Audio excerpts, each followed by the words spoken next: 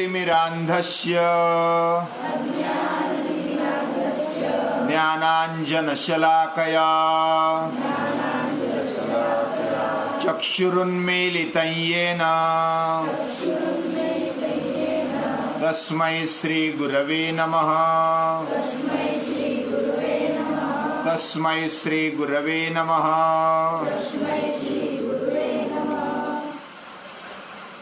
हम इधर पक्षी अभयारण्य में रहते हैं, यानी कि जंगल में रहते हैं। वन्यजीव और पक्षी अभयारण्य नांदूर मधमेश्वर, ऐसा इस परिसर का नाम है। और इधर पशु पंछी प्राणी, हिंस्र प्राणी और बहुत सारे वन्य जीव इधर रहते हैं। पंछी भी बहुत सारे रहते हैं। इधर हरियाली भी बहुत अच्छी है। और नांदूर मधमेश्वर का धरण होने के कारण इधर पानी भी अच्छा है और थोड़ी दलदल भी है। और उसके कारण ही इधर पंछी आते हैं, देश परदेश से पंछी आते हैं, प्राणी भी आते हैं, हिंस्र प्राणी भी आते हैं। ये जंगल है, ये प्रकृति है, निसर्ग है। जंगल में पहले जो गुरुकुल या तो तपोवन हुआ करते थे, वह जंगल में ही हुआ करते थे, नदी के किनारे। हम भी गोदावरी नदी के किनारे रहते, जंगल में रहते हैं। और जंगल में जो सीखने को मिलता है वह चहल पहल में, शहरों में, बंद कमरे में सीखने को नहीं मिलता। यानी हम जो सीखते हैं वो ज्यादातर निरीक्षण से और अपने अनुभव से सीखते हैं।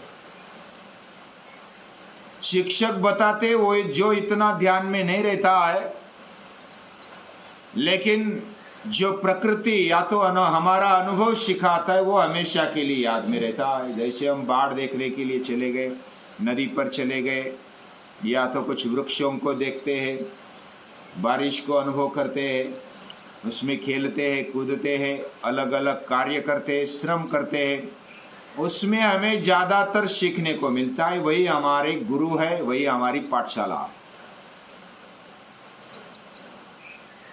तो दत्तात्रेय भगवान, उन्होंने 24 गुरु किए थे। और 24 गुरु कहां से किए थे? वो निसर्ग में से ही, जंगल में से किए थे।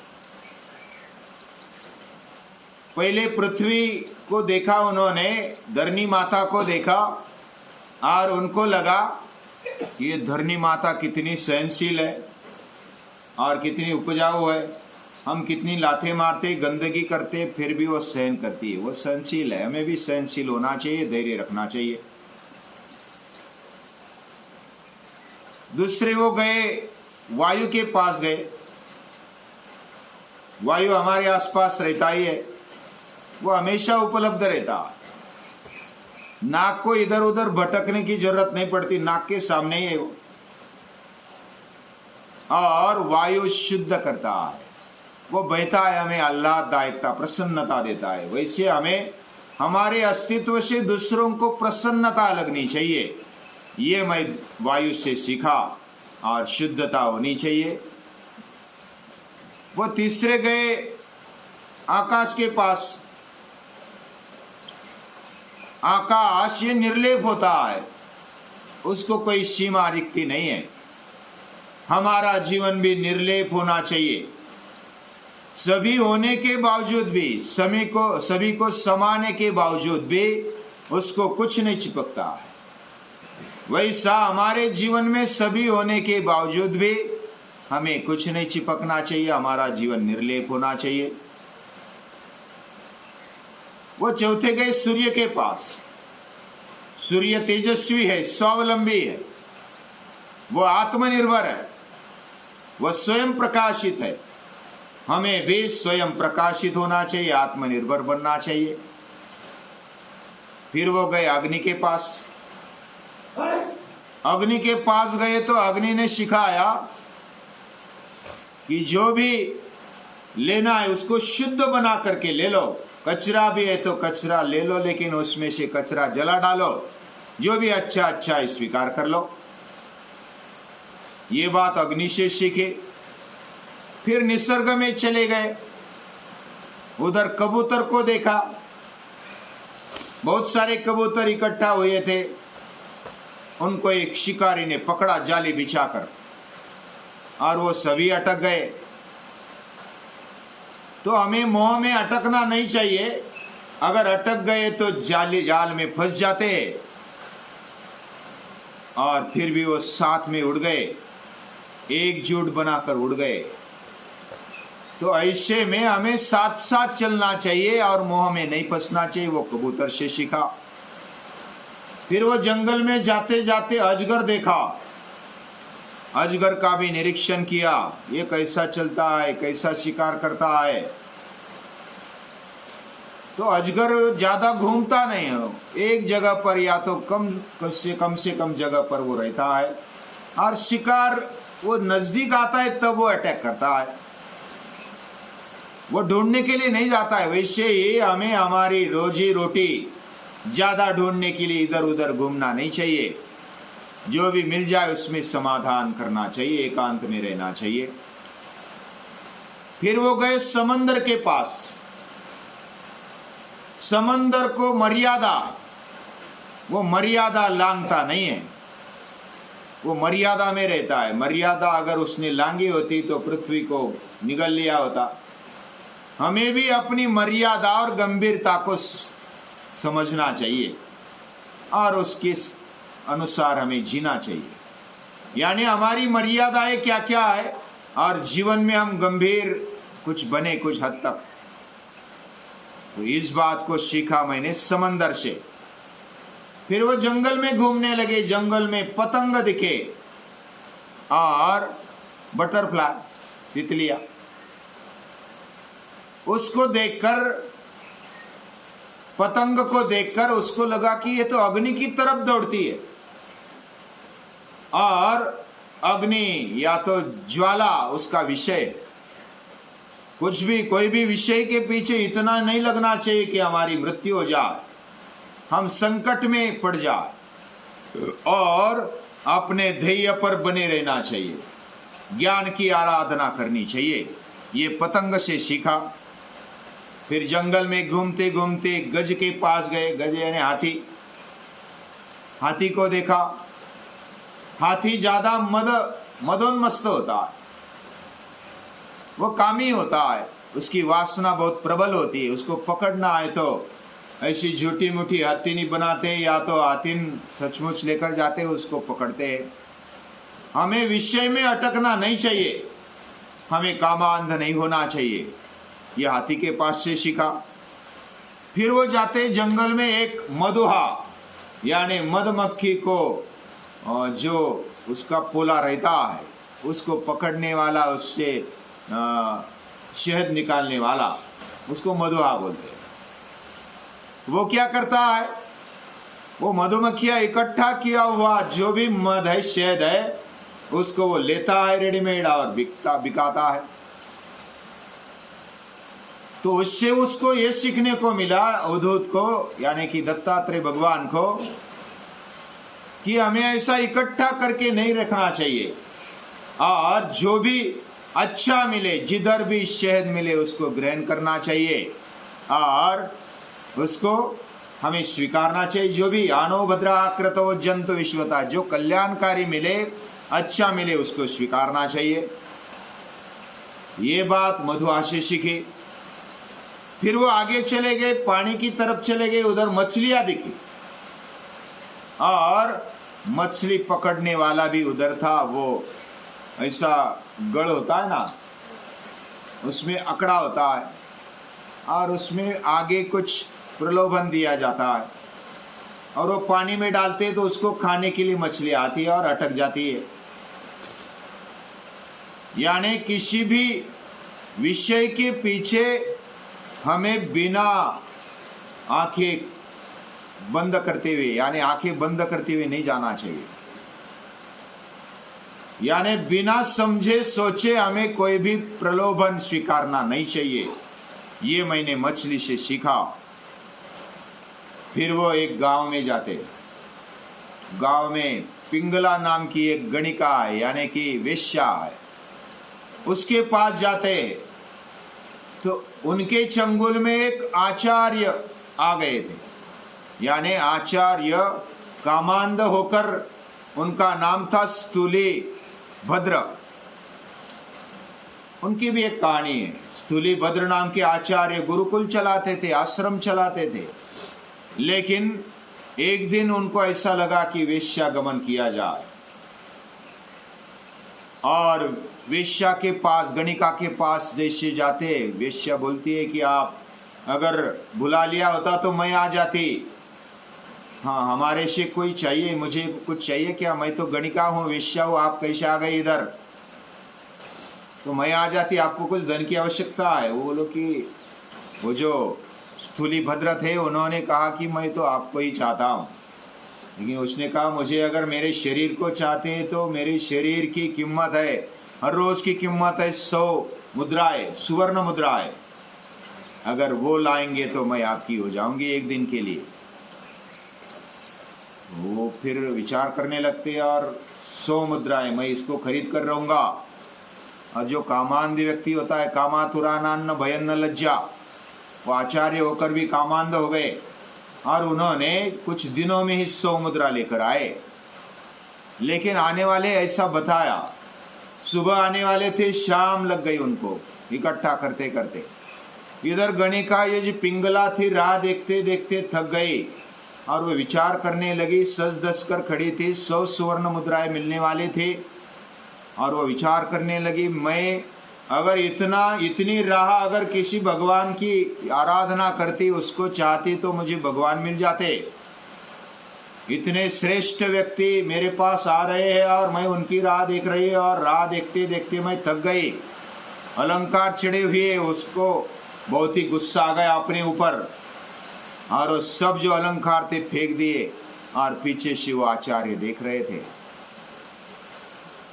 मैं मेरे शरीर को बेच रही हूं, और मैं अगर मेरी आत्मा को, मन को इसी तरह बिकाऊ करूं तो ये अच्छा नहीं है। तो मैं ऐसा नहीं होने दूंगी। मुझे अगर ऐसा ही भक्ति करनी है, विचार करना है, तो भगवान का क्यों ना करे। और जो आने वाले वो तो टेम्पररी मोह में आकर के, कामना में आकर के, वासना में आकर के आते, पशु समान वो बनते और आते। उनके चंगुल में फंसने के बजाय मुझे तो भगवान की आराधना करनी चाहिए।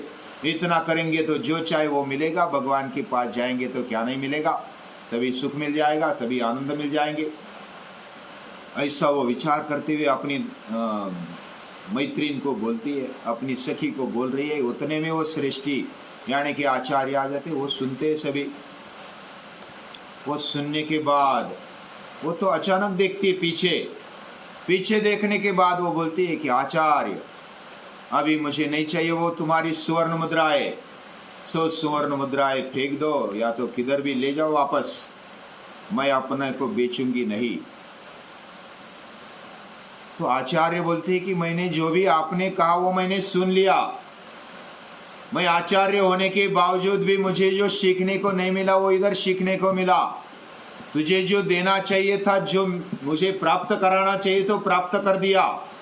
अभी मैं वापस वैसे नहीं जाऊंगा। ये सुवर्ण मुद्राएं आपको ले लो, ये मेरी गुरु दक्षिणा, आपके लिए गुरु दक्षिणा है, आप मेरी गुरु है। और पिंगला से सीख गए आचार्य स्थूलीभद्र, और वो सुवर्ण मुद्रा देकर के नमस्कार किया, साष्टांग नमस्कार किया पिंगला को, और वो चले जाते वापस, और ये मेरी गुरु है। तो इस प्रकार कहां से भी किसी से भी हमें सीखने को मिलता है। फिर आगे चले गए वो जंगल में। एक तीर चलाने वाला था तीरंदाज, उसको देखा। वो जिस प्रकार एकाग्र होकर के निशाना लगाता है, बस मुझे मेरे ध्येय पर बने रहकर बस एकाग्र हो जाओ और निशाना लगा दो, ये मैं सीख गया तीर चलाने वाले से, तीरंदाज से। फिर मैं गांव में चला गया, छोटे बच्चे दिखे, छोटे छोटे बच्चे, वो अपने में मस्त रहते, खेलते कूदते रहते, किसी का मन में नहीं रखते। आपस में झगड़ा भी करते हैं तो तुरंत एकजुट हो जाते, एक साथ खेलने लगते हैं। तो ऐसी निर्लेपता, निर्व्याजता, सरलता में बच्चों से सीखा। फिर आकाश में देखा तो चंद्रमा को देखा। चंद्रमा को देखा तो चंद्रमा सूर्य के प्रकाश से प्रकाशित होता है। हम भी भगवान से प्रकाश से हमारा जीवन चल रहा है, उसकी ऊर्जा से, तेज से चल रहा है।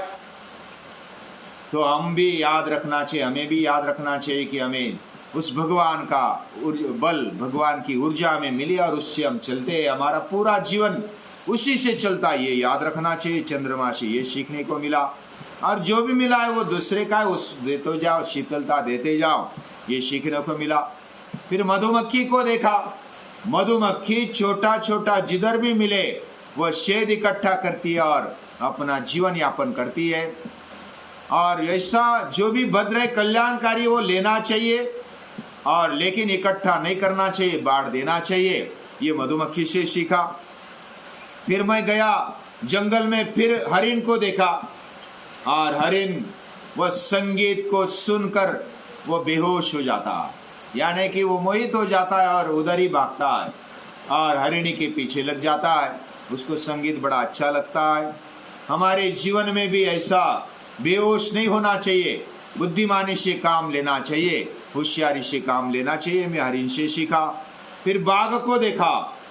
बाघ जब शिकार करता है तो बड़ी ताकत से करता है और पूरी ताकत लगाकर वो शिकार करता है। हमें भी कुछ पाना है तो बड़ी ताकत से, पूरी ताकत से काम करना चाहिए। ये मैं बाघ से सीखा। फिर मैं गया एक घर में, उधर कन्या, जो विवाहित होने वाली कन्या थी, विवाह करने वाली, वो धान कूट रही थी। धान कूटते कूटते उसकी चुड़िया बजने लगी। तो चिड़िया एक दूसरे पर वो खनखनाने लगी। उसने क्या किया, चिड़ियों को निकाल दिया और एक एक चिड़ी रखी और फिर कूटने लगी। उसने सोचा कि एक साथ अगर ज्यादा चिड़िया आती है तो वो खनकने लगती है, आवाज करने लगती है। हम भी अगर ज्ञान पाना चाहते हैं तो समाज में ज्यादा भीड़ में नहीं रहना चाहिए, कुछ समय एकांत ग्रहण करना चाहिए, तो आवाज नहीं होगी, हम एकाग्र हो पाएंगे। ये मैंने कन्या से सीखा।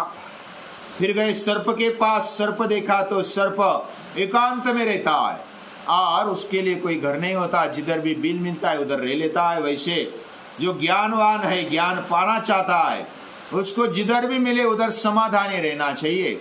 सर्पा पिबंती पवनन न च दुर्बलास्ते, वो दुर्बल नहीं होता है। फिर मैं गया जंगल में तो वो मकड़ी यानी कि स्पाइडरमैन देखने को मिला। स्पाइडरमैन ने जो जाली देखी, मकड़ी का जो जाल होता है ना, वो खुद अपने शरीर से निर्माण करता है और फिर काम होने पर फिर उसको निगल लेता है। वैसा आत्मज्ञानी को अपने बलबूते पर खड़ा होना चाहिए, अपने को अपने काबू में रखना चाहिए। मकड़ी से सीखा। तो ऐसे अलग अलग तरीके से मैं घूमता गया। एक इल्ली देखी, इल्ली यानी अड़ी। अड़ी को देखा तो अड़ी चिंतन करते करते भ्रमर बन जाती है, गूंगा बन जाती है। हमें भी ऐसा चिंतन करना चाहिए कि हमारा पूरा परिवर्तन हो जाए जीवन में। और इस प्रकार में लास्ट में फिर समंदर के पास आया, जल के पास आया, सरोवर के पास आया। जल को देखा तो जल कैसा है, जिधर गड्ढा है उधर वो जाता है। हमें भी जो ज्ञानी है उसको अपना जिधर गड्ढा है, जिधर सामान्य लेवल है, तल है, उधर रहना चाहिए, सरफेस में रहना चाहिए। वास्तविकता को स्वीकारते हुए जिधर भी जगह मिले, गड्ढे में भी जगह मिले तो उधर ठहरना चाहिए जो ज्ञानी है उसको। तो जल अपने आप को सम लेवल में रखता है, तो हमें भी अपने जीवन को सम लेवल में रखना चाहिए, समान लेवल में रखना चाहिए। ऐसे 24 गुरु दत्त भगवान ने किए और ऐसे गुरु करने वाले दत्त भगवान हमारे गुरु है। वो दत्त भगवान पूरा जीवन उन्होंने दत्त यानी दिया हुआ है, भगवान के काम में, संस्कृति के काम में दिया हुआ है, वो हमारे गुरु है। और जो सदगुरु होता है ना, वो आत्मज्ञान दिलाता है। बाकी गुरु है, गुरु तो हर कोई हो सकता है, जिधर भी जाए हमें सीखने के लिए तैयार रहना चाहिए। और हमारी सीख, हम विद्यार्थी है, आजीवन विद्यार्थी रहना चाहिए। और जिधर से जो भी सीखने को मिले वो लेना, जो गलत है उसको छोड़ देना। ऐसे गुरुओं को नमस्कार।